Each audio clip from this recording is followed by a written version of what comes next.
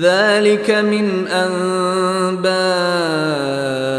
الغيب نوحيه إليك وما كنت لديهم إذ أجمعوا أمرهم وهم يمكرون۔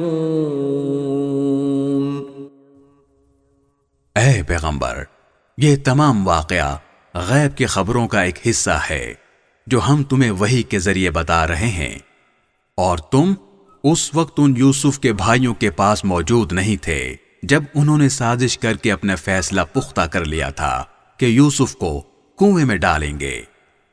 وما أكثر الناس ولو حرصت بمؤمنين۔ اس کے باوجود اکثر لوگ ایمان لانے والے نہیں ہیں، چاہے تمہارا کیسا ہی دل چاہتا ہو۔